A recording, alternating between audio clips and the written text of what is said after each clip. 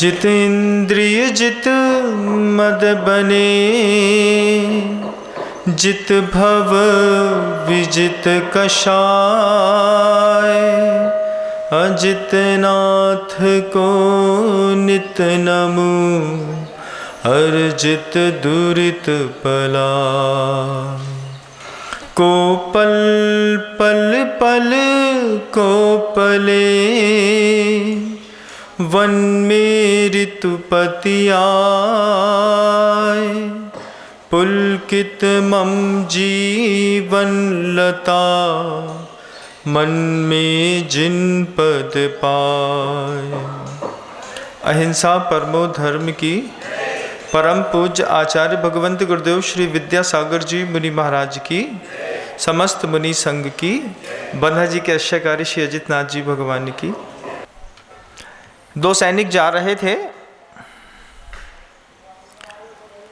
उनको पता भी नहीं था कि उनकी बोली गई वाणी के कारण किसी की नरक की यात्रा शुरू होने वाली है। उनको पता भी नहीं था। मुनि महाराज पेड़ के नीचे शांति पूर्वक बैठे थे, धैर्य के साथ आसन लगा करके। महीना निकल गया था उपवास किए हुए, और योग निद्रा में बैठे बैठे बैठे बस दो सैनिक सामने से निकले। निकलते हुए बस इतना सा शब्द निकल गए मुख से, ये यहाँ साधु बन के बैठे हैं, वहाँ उनका पुत्र बेचारा युद्ध करते करते कहीं मारा न जाए। उन कुछ शब्दों में जो संक्लेश भाव उस योगी के कान के अंदर चला गया, उसके कारण मुनि महाराज अंदर बैठे बैठे ही वो जो ध्यान की एकाग्रता में लगे थे, जब वो कान में गए हुए शब्द ने उस योगी के हृदय के अंदर अपने उपयोग को स्थापित किया, और उन्होंने धीरे धीरे मन के अंदर युद्ध लड़ना शुरू कर दिया। बाहर कोई शत्रु नहीं है, बाहर कोई शस्त्र भी नहीं है।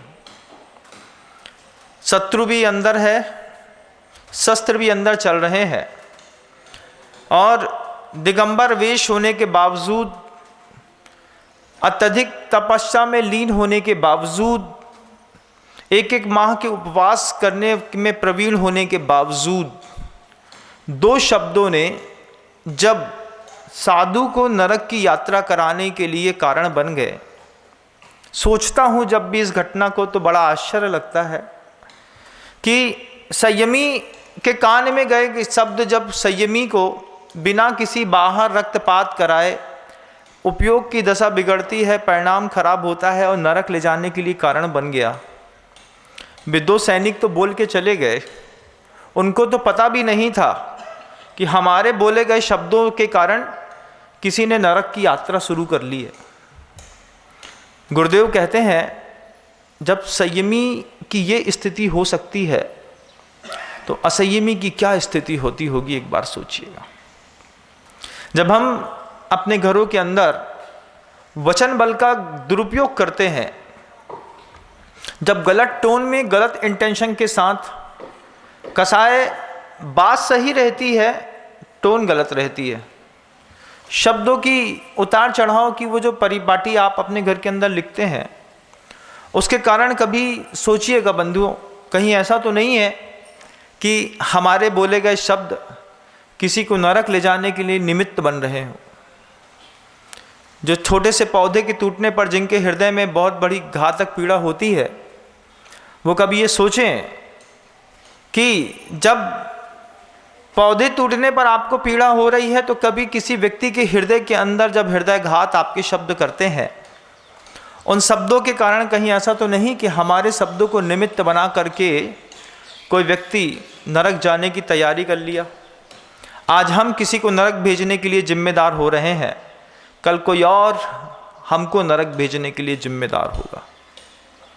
घरों के अंदर जितने भी विवाद होते हैं, घरों के अंदर जितने भी डाइवोर्स के केस फाइल होते हैं, घरों के अंदर जितनी भी मारा पीट होती है, घरों के अंदर जितने भी आप लोग बार बार गाली देते हैं, घरों के अंदर कितनी बार हत्याएं होती हैं, घरों के अंदर जब पार्टीशन होते हैं, उन सब चीज़ों के पीछे ना अर्थ होता है ना असमर्थता।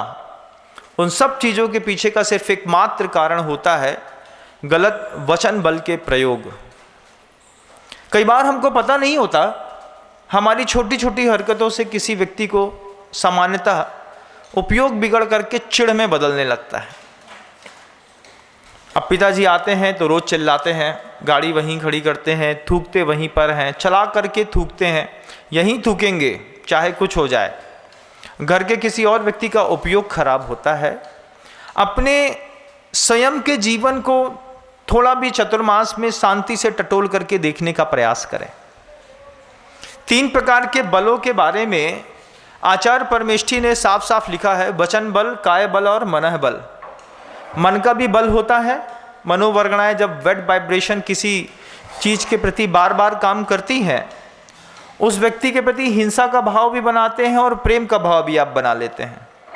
लॉ ऑफ अट्रैक्शन जो है वो सिर्फ अच्छी चीज़ों के लिए नहीं होता, वो बुरी चीज़ों के लिए भी होता है। आप जिसके ऊपर श्रद्धा करते हैं वो चीज़ आपके जीवन का अंग बन जाती है। कभी अपने अंतर मन में इस बात को देखिए, अपने किसी भी शब्द का उपयोग करने से पहले आप सोचिएगा बंधुओं इस बात को कि कहीं ऐसा तो नहीं है कि हमारी हंसी किसी के गले के लिए हंसिया बन रही हो। हम छोटा सा मजाक कर देते हैं और छोटे से मजाक के कारण किसी व्यक्ति ने अपनी धारा ही मोड़ ली, कोई धर्म ध्यान से विमुख हो गया, किसी व्यक्ति ने मंदिर जाना ही छोड़ दिया। आ गए जे नए नए मुल्ला प्याज खाबे के लाने, जे कल तक तो जे दारू पिए थे, आज जे पूजा करबे आ रहे।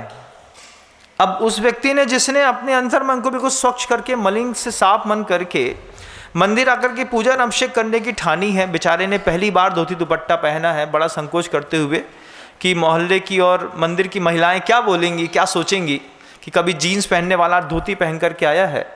और उसको आपका एक बैड कमेंट हमेशा हमेशा के लिए जिनेंद्र देव के पास से विमुख कर सकता है। जबकि उस समय जैसे नवजात शिशु के पुत्र के प्रसव होने पर जिस तरीके की खुशियां मनाई जाती हैं, ठीक इस तरीके की खुशियां जब एक नया साधर्मी हमारे मंदिरों में आकर के पूजन अभिषेक करता है, उसके लिए उत्साहपूर्वक तालियां बजा करके भाई साहब आप आगे आ जाइए, आप भगवान का प्रक्षाल कर लीजिए, आप प्रभु जी का अभिषेक कर लीजिए, आप पूजा में आगे खड़े हो जाइए, लाइए हम आपको बता देते हैं। जब इस समय इस तरीके का साधर्मी वात्सल्य हम अपने मंदिरों में, अपने घरों में, अपने स्कूलों में, अपने परिवारों में, अपनी समाज में प्रयोग करते हैं, तब तो बहुत कुछ अच्छी बात रहती है। दुनिया में बंधुओं संघर्ष का समय खत्म हो गया, आज परिस्थितियां सहयोग का समय मांगती हैं। हम आपस में जब एक दूसरे को लिए संघर्षशील रहते हैं, एक दूसरे के प्रति संघर्ष कराते रहते हैं, बार बार एक दूसरे के प्रति लड़ाई झगड़ा का भाव बनाते हैं, वो समय खत्म हो गया बंधुओं। आज सहयोग का समय है। अपने आप को कभी सोचिएगा कि हम दुनिया में आग लगाने के लिए आए थे कि बाग लगाने के लिए आए थे। जब आपको ऐसा लगे कि हमारे शब्द हमारे घरों के अंदर बाग लगाने के बदले आग लगा रहे हैं, इससे अच्छा तो मौन था। इससे कितने खूबसूरत दिखते थे तुम जब तक तुम कुछ नहीं बोलते थे। जैसे ही तुमने बोलना शुरू किया, सिर्फ बाग में तुमने आग लगाई। ये आग लगाने की कला तुमने कहाँ से पाई? अनादिकालीन प्रवाह है।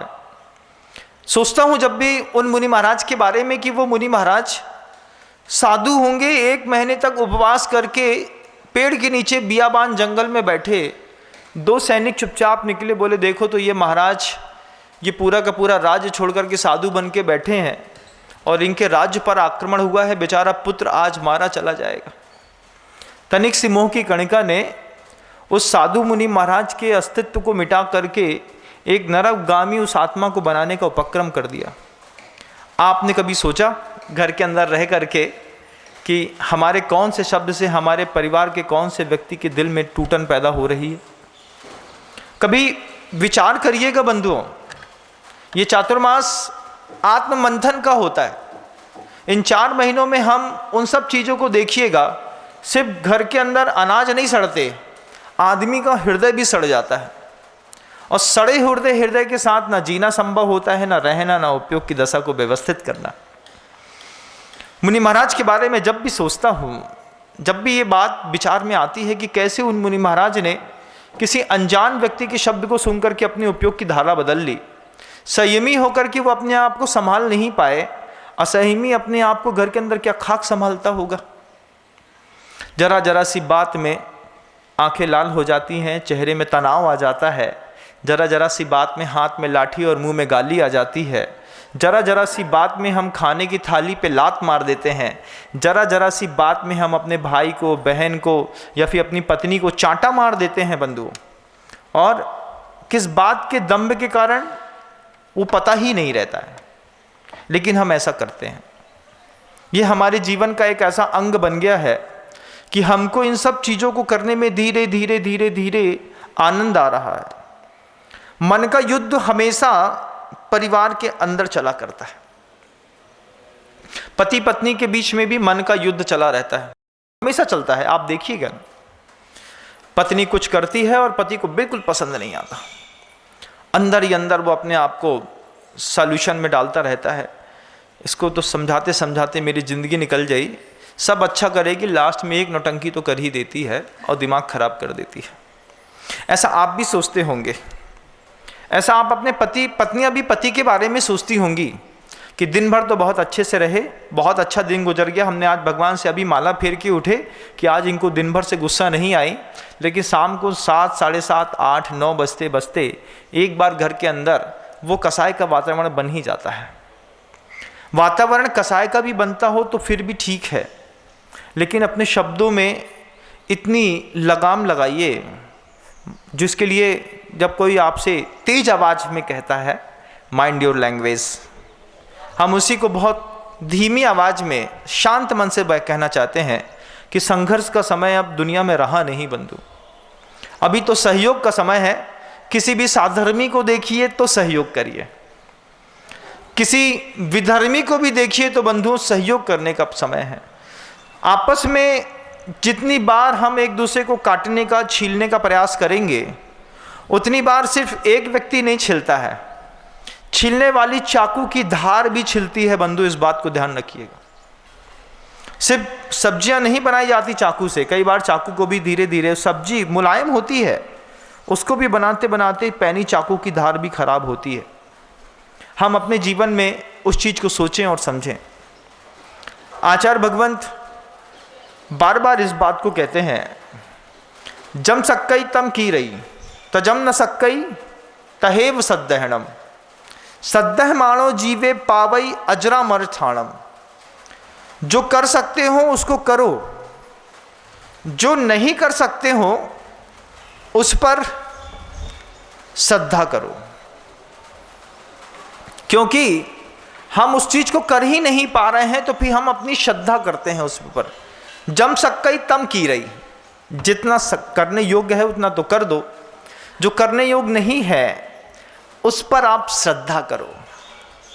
तजम न सक्कई तहेव सद्दहणम, क्योंकि जो चीज़ हम कर नहीं पाते हैं, जिस चीज़ को हम पा नहीं पाते हैं, वो हमारी विषय वस्तु में श्रद्धेय होता है। श्रद्धेय पूजनीय होता है, पूजनीय गुरु और भगवान होते हैं बंधु।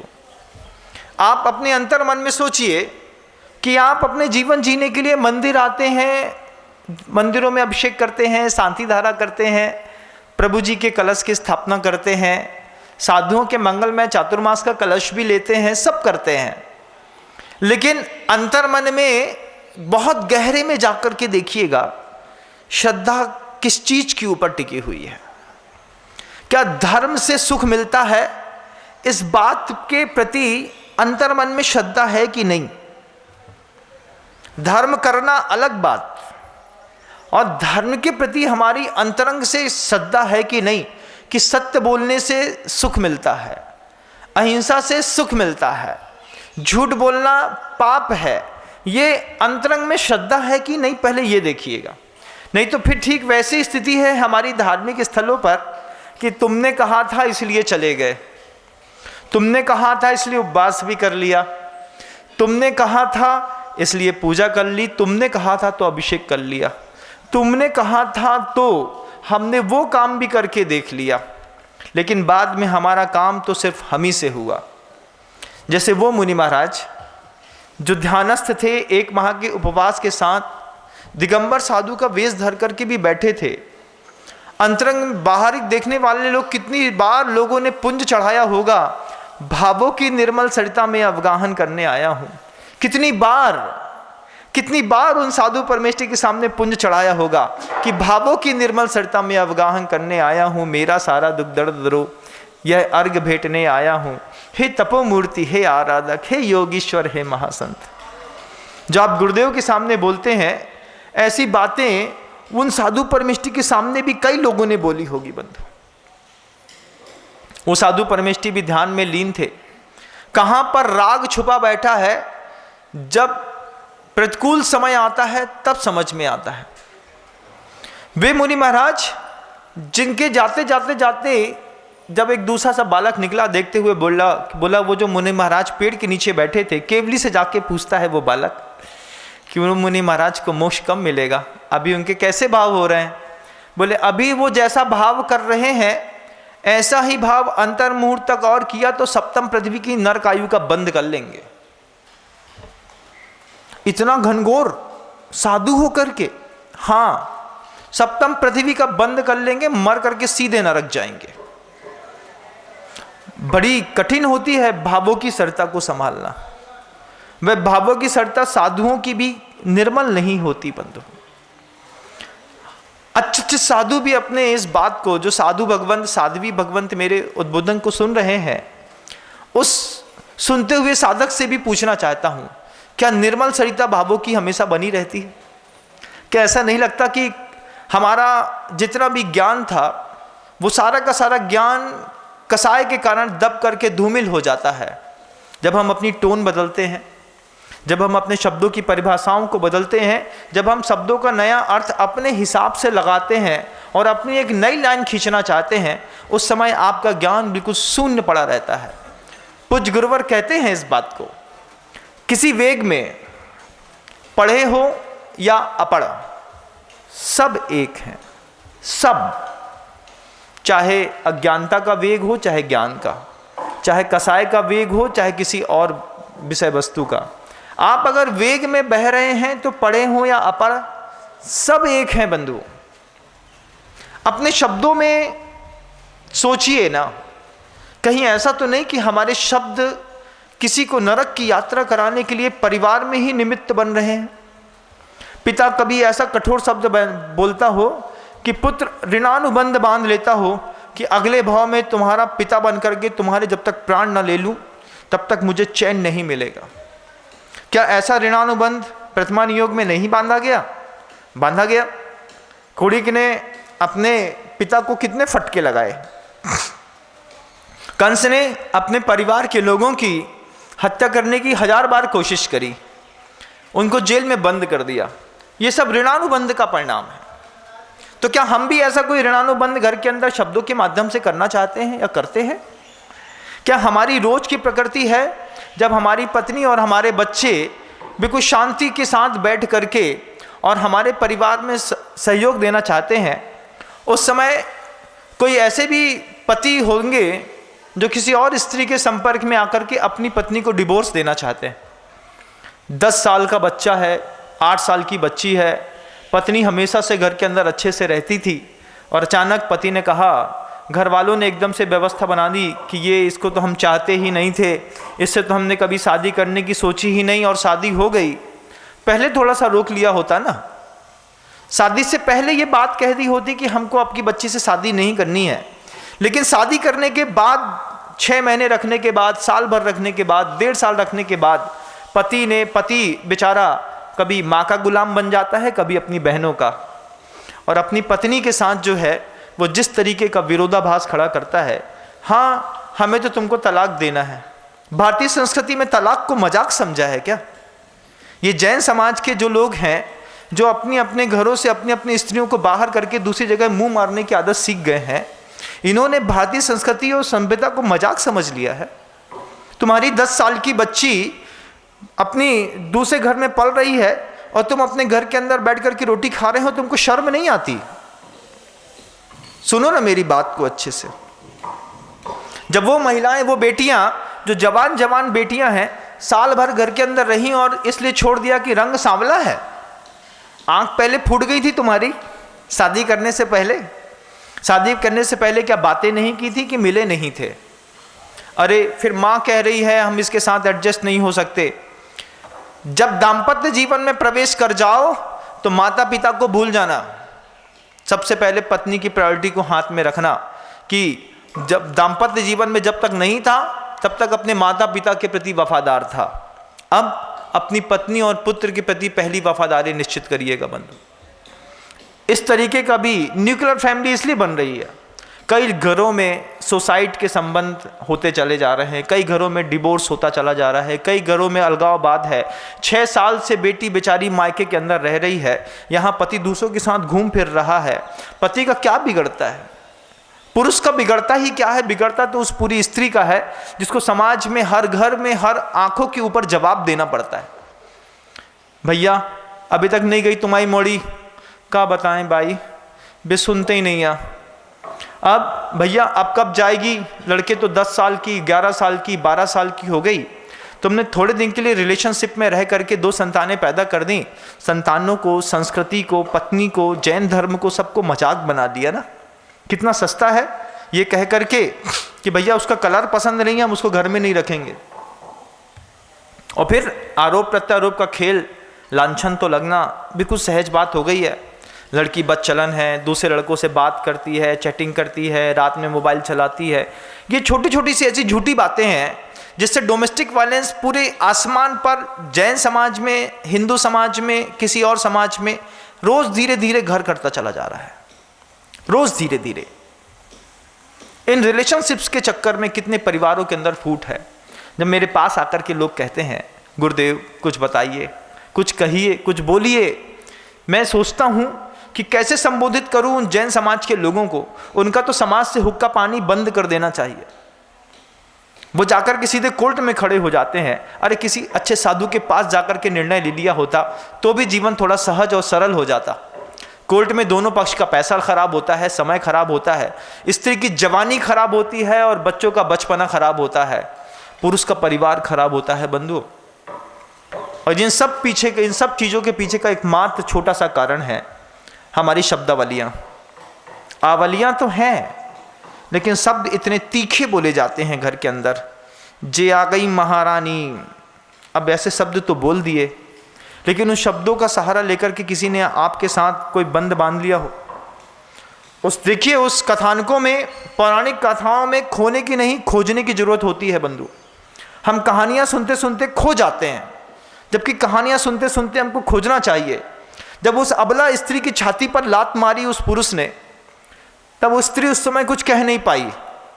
पति दीक्षा लेने के लिए गया, देवर ने लात मार दी भौजी के सिर पे, माथे पर, छाती पर, भग यहां से, हमें तुझसे कोई मतलब नहीं है। तेरा पति दीक्षा लेता है तो ले, हम बचाने क्यों जाएं।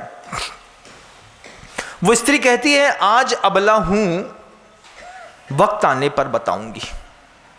और जब वक्त आया तो सुकमाल स्वामी की पर्याय में उसी स्त्री ने जिस पैर से लात मारी थी उसी पैर को खा लिया। आज तुम्हारे पैर में गैंग्रीन है, वो तुम्हारे ही शब्दों का, तुम्हारे ही कसाय का परिणाम है।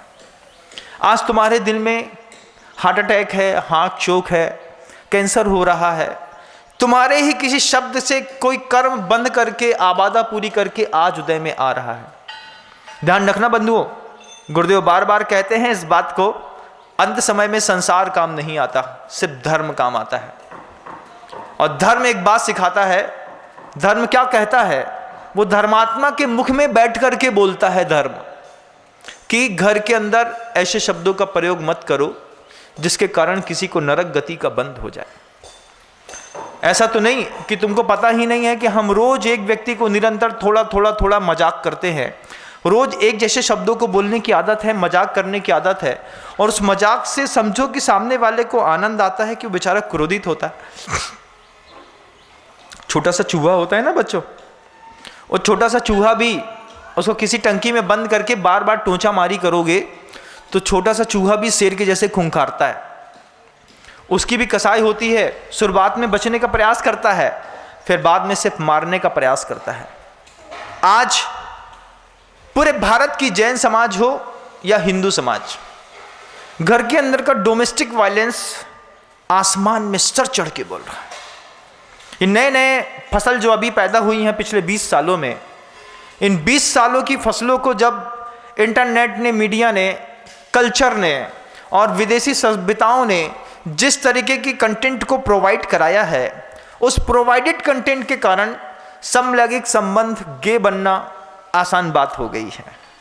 उन कंटेंट की अवेलेबिलिटी के कारण लिव इन रिलेशनशिप का एक नया फंडा आपकी लाइफस्टाइल में सामने आया है। उसी प्रस्तुत कंटेंट के कारण जो टीवी सीरियल्स पहले चलते थे, कभी बुनियाद चला करता था बंधुओं, कभी बुनियाद सीरियल को दोबारा देखने की ज़रूरत है। मुझे तो जब मैंने बचपन में जब छोटा था, 5-7 साल का, मुझे याद है 100-125 एपिसोड चले। उसमें भारत पाकिस्तान के बंटवारे की वो कहानी है, किस तरीके से एक छोटी सी कन्या वहाँ से यहाँ आ गई, किस तरीके से उसको पाला बड़ा किया, पोसा, उसकी शादी करी, उसके पूरे लालन पालन किया। इस बंटवारे की कथाएं तो हमने देखी नहीं, लिव इन रिलेशनशिप की कथाएं आज मोबाइल दिखाता है। जब टिंडर ऐप आप यूज़ करते हैं, जब आप और किसी अनैतिक ऐप का उपयोग करके अपने जीवन को भ्रष्ट करने के लिए आगे बढ़ते हैं, उस समय आपके परिवार को कोई रोकने के लिए नहीं आता। लेकिन आप सोचिएगा, इस तरीके से कितने सभ्य परिवारों के अंदर आग लगती है, कितने सभ्य परिवारों को लोग एक सड़े से मोबाइल के चक्कर में अपनी ज़िंदगी में आग लगा करके किसी और के साथ जा कर के बैठ जाते हैं। समलैंगिक संबंध भारत के अंदर कितनी कंट्रोवर्सी लगती है। लिव इन रिलेशनशिप का खेल उस भारतीय संस्कृति में जहां लिखा गया था यत नार्यस्तु पूज्यन्ते रमन्ते तत्र देवता, उस स्थिति में लिव इन रिलेशनशिप, और वो भी इस बात की स्वतंत्रता के साथ भारत के प्रधानमंत्री नरेंद्र भाई मोदी जी इतनी सारी दुनिया की चीज़ों में काम कर रहे हैं। कोई उनकी तक भी मैसेज पहुंचाइएगा आप लोग कि इस विषय में भी काम करिए कि वल्गैरिटी जो विदेशों की सोशल प्रॉब्लम थी, आज भारत की सोशल प्रॉब्लम बनना शुरू हो गई है।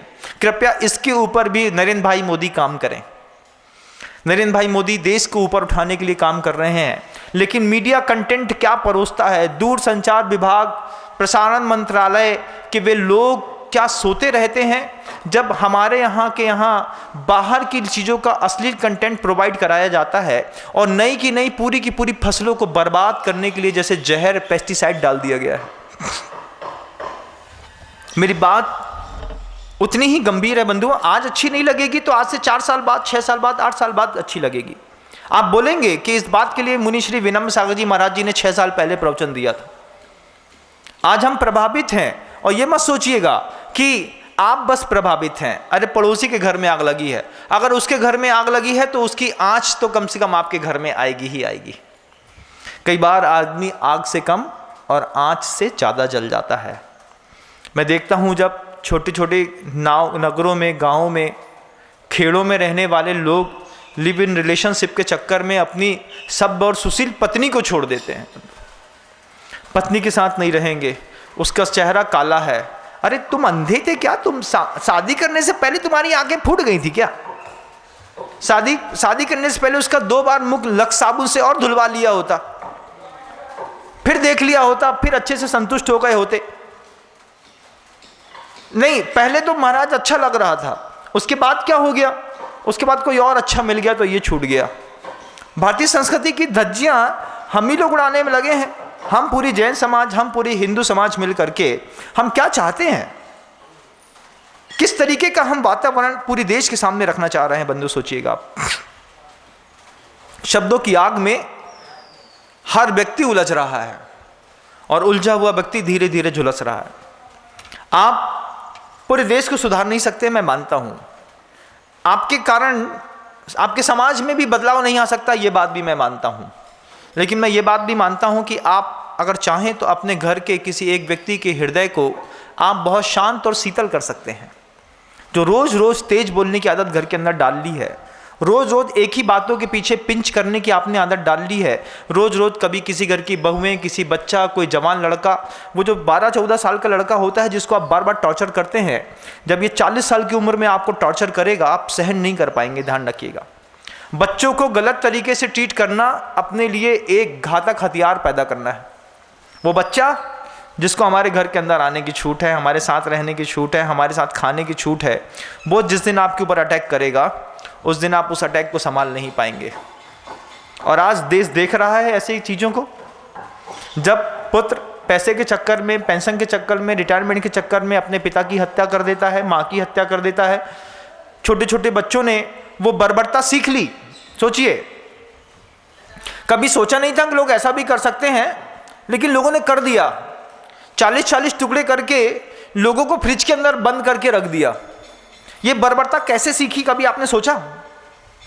कहां से आई ये बर्बरता? अच्छा बताइए। जब हमारे दिल के अंदर 2 बूंद अपनी उंगली का खून देख करके दहल जाते हैं, किसी मनुष्य को मारा होगा, मार करके उसके 40-50 टुकड़े किए होंगे, फ्रिज में पैक कर दिया होगा, सील पैक करके भेज दिया होगा। ये बर्बरता सिखाने वाला मीडिया है।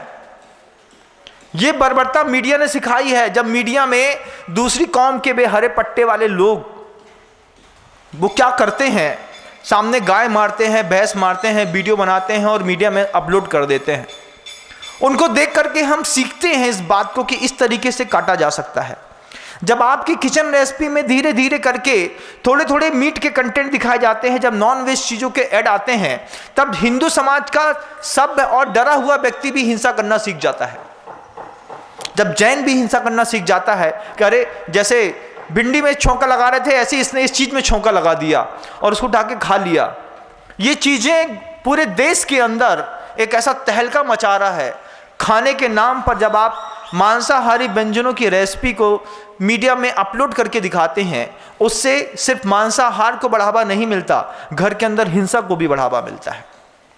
उन्हीं मांसाहार की चीज़ों को देख करके, पहली बार देखने पर मांस देख करके आदमी कांप जाता था, उल्टी कर देता था, खून में देखता था तो रात में सो नहीं पाता था।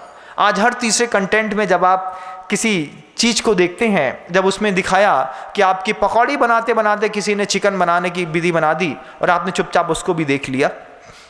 शुरुआत में तो सिर्फ आँखों में हिंसा भय मुक्त हुई, बाद में वो दिल में हुई, फिर उसको इम्प्लीमेंट करने के लिए जब जगह न मिली तो उसने परिवार के लोगों के ऊपर ही प्रयोग किया। परिवार के लोगों के अंदर गन चल जाती हैं, बंदूकें चलती हैं कि नहीं? नहीं चलती। देखिएगा नेपाल के राजा का महल, पुरानी यादों को ताज़ा करिए, देखिए कि कैसे ही एक घर के व्यक्ति ने घर के 15-16 सदस्यों की एक साथ गोली चला करके हत्या कर दी थी। वे बंदूकें जो घर के अंदर रखी हुई हैं, वे भले न चलती हों जैन समाज में, लेकिन वो निरंतर आपको हिंसा का आश्रय कराती रहती हैं। बंदूक जम सक्कई तम की रही, तजम न सक्कई तहेव सद्दहनम। आपके शब्द आपकी श्रद्धा से निकलते हैं। आपके जीवन के अंदर आपका दान भी आपकी श्रद्धा से निकलता है, हिंसा भी आपकी श्रद्धा से निकलती है। वे मुनि महाराज जो 1 माह के उपवास के बाद पेड़ के नीचे बैठे थे, उनके मन के अंदर भी हिंसा के प्रति श्रद्धा थी। बंधुओं देखिएगा, जब वो बैठे बैठे बैठे बैठे, बाहर न कोई शस्त्र है न शत्रु, अंदर बैठे बैठे युद्ध लड़ रहे हैं, और अंतर में बैठे बैठे युद्ध लड़ते लड़ते जब वो युद्ध में हारने लगे, तो ये जो हाथ के ऊपर हाथ धर करके वो साधक बैठा था, उसने अंतिम बार में आंख बंद करके जब अपने मुकुट को हथियार बना करके और सामने वाले को मारना चाहा, हाथ उठ करके जब सिर पे गया और सिर में हाथ गया तो देखा कि सिर तो लुंचित मुंड वाला है, सिर में तो बाल भी नहीं है। तब उन महाराज की चेतना फिर जागृत हुई। फिर दूसरे कोई शब्द किसी और व्यक्ति ने लौटते हुए कहे, धन्य है इन मुनि महाराज का वो पुत्र जिसने पूरी की पूरी शत्रु सेना को हरा दिया और अपने गढ़ को पूरी रक्षा कर दी। इस सहज भाव को सुन करके उन साधु के मन के अंदर जो आत्मनिंदा हुई कि कैसा मैं 1 माह का उपवास करने वाला साधक, लेकिन मेरे मन के अंदर हिंसा के प्रति श्रद्धा थी, और हिंसा मैंने युद्ध क्षेत्र में भली नहीं करी, लेकिन मन में युद्ध क्षेत्र बना करके वहाँ पे हिंसा करने पर तारुक हो गया। जब उन्होंने स्वयं की आलोचना की, स्वयं का प्रतिक्रमण किया, उस चीज़ का वस्तु तत्व का प्रत्याख्यान किया, प्रायश्चित किया और ध्यान की श्रेणी में आरूढ़ हुए, तो सप्तम पृथ्वी का बंद करने वाले वे मुनि महाराज अनंत सिद्धालय की यात्रा पर निकल गए। मन को संभालना खेल नहीं होता बंधु, बड़ा विचित्र होता है। घर के अंदर रह करके ये जो गाना गाते हो ना, अरे साधु हैं, दंसन्नान समग्गम मग्गम मुखस जो चारितम। ये द्रव्य संग्रह की गाथा है, साधु के लिए है, लेकिन उसके लिए माहौल भी बनाइए। जब साधु आपके लिए रोज शब्दों के माध्यम से माहौल बनाता है, परिवार के अंदर की व्यथा, मैं समझता हूं कि मेरी निजी व्यथा है बंधु। मैं कई बार इस बात को उद्बोधनों में कहता हूं, विश्व का वो प्रत्येक प्राणी जो मेरे उद्बोधन को ध्यान पूर्वक सुनता है, वो मेरे परिवार का सदस्य है। उसको मैं अपना छोटा भाई या छोटी बहन जैसा मानता हूं, उसकी तकलीफ को मैं अपनी तकलीफ मानता हूं। साधु कितना ऊंचा है सोचिए। इसलिए तो हमने भगवान से अपने लिए प्रार्थना नहीं करी, इतनी प्रार्थना हमने जगत के लिए करी है। क्षेमम सर्व प्रजानाम प्रभुत्व बलवान धार्मिको भूमि पालः काले काले च सम्यक कलित मगवा व्याधो यान्तु नाशम दुर्भिक्षम चोरिमाणी क्षणमति जगताम मास भूत जीव लोके जैनेन्द्रम धर्म चक्रम प्रभुत्वतम सर्व सौख्य प्रदायी। ये भावना साधु लोग रोज भागते हैं। क्षेमम सर्व प्रजानाम, दुनिया में जितने लोग हैं सब शांत और उल्लास पूर्वक जीवन जिए, सबके अंदर शांति का वातावरण बने रहे। प्रभुत्व बलवान धार्मिकों भूमि पालः, इस भारत की वसुंधरा का रक्षा करने वाला वह राजा, वो भूमि का पालक धार्मिक हो, हिंसक न हो। ये साधु भावना बाता है। अरे इतनी अपने लिए याचना करी होती, अपने लिए बैठे होते, अहमिको खलु शुद्धो गा रहे होते। लेकिन आचार्यों ने कहा कि अहमिको खलु शुद्धो की भावना करोगे, साधु का भी समाज के प्रति कर्तव्य है। अगर वो आप ये सोचते हैं कि साधु सिर्फ अपने लिए साधु बना है, तो अपने लिए कितने अनंत मूक केवली हो गए हैं, इतिहास में उनका नाम नहीं है, कोई उनको नहीं पूछता।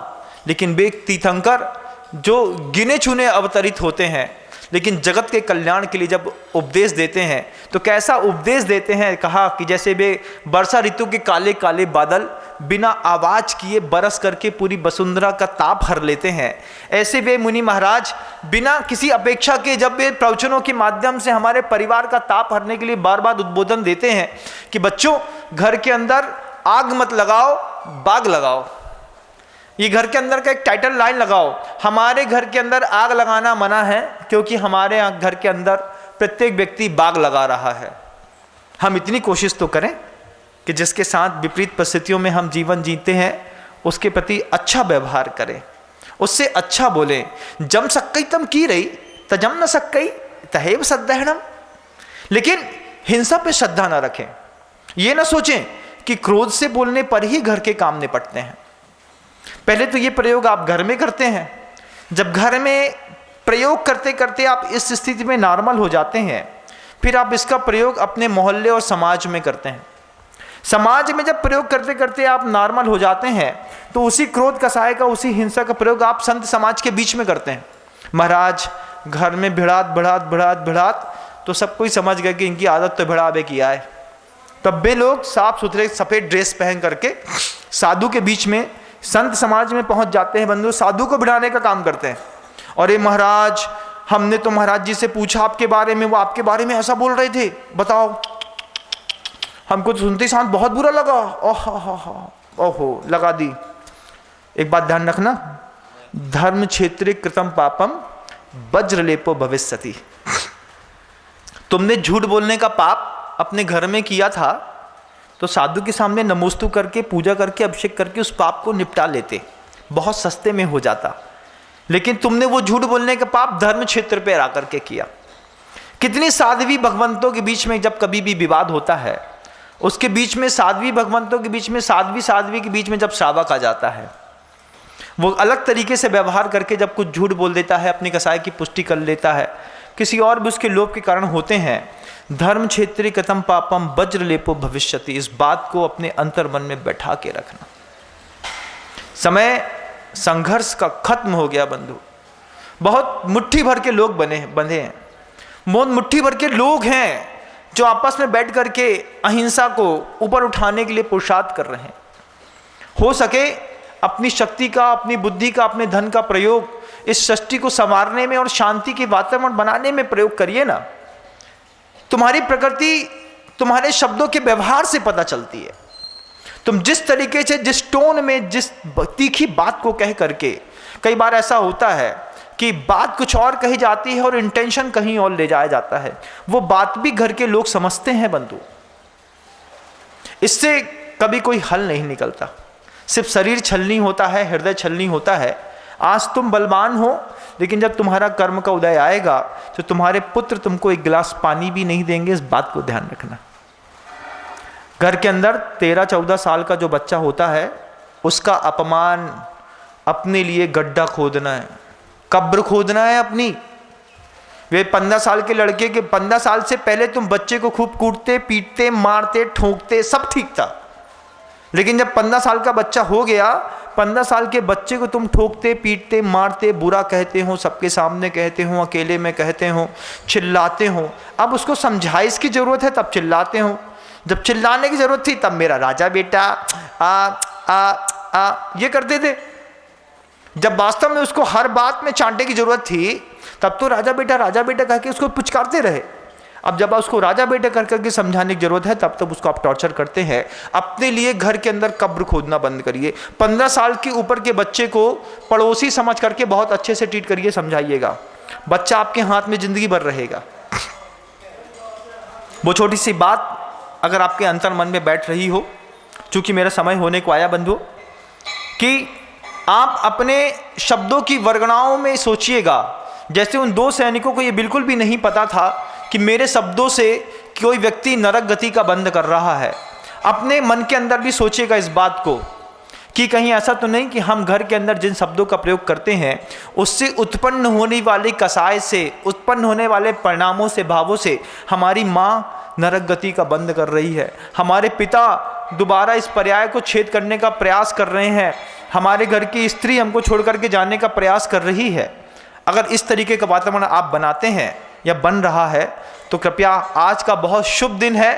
किसी भी चंदा प्रभु पार्श्वनाथ भगवान की प्रतिमा के समक्ष जाकर के संकल्प ले लेना कि दिगंबर मुनि महाराज के उपदेश के बाद मैं संकल्प करता हूँ घर के अंदर ऐसे शब्दों का प्रयोग बिल्कुल भी नहीं करूँगा जिससे शब्दों को सुन करके मेरे घर के परिवार का कोई व्यक्ति नरक में चला जाए।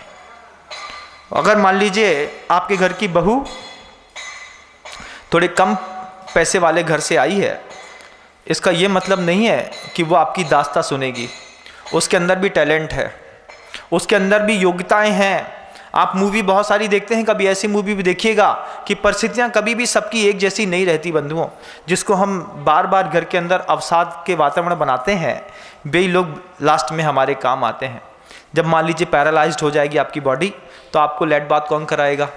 वही बहू कराएगी जो थोड़ी सी काली दिखती है, जो थोड़ी गरीब परिवार की आई है। बड़ी महारानी जो बड़े घर से आई हैं वे तो बोलेंगी भैया इनके लिए मैडी रखो, मैडी 10,000 रुपये महीने की, वो मैडी साफ कराएगी।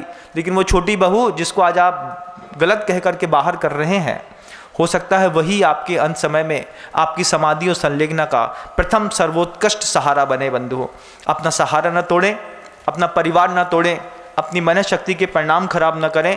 और इस बात का हम संकल्प करें कि हम ऐसे किसी भी शब्दों का प्रयोग अपने घर के अंदर नहीं करेंगे जिससे हमारे शब्दों को सुनकर के हमारा कोई परिवार का सदस्य नरक गति का बंद कर ले। उन मुनि महाराज का उदाहरण है, लेकिन जीने की जरूरत है।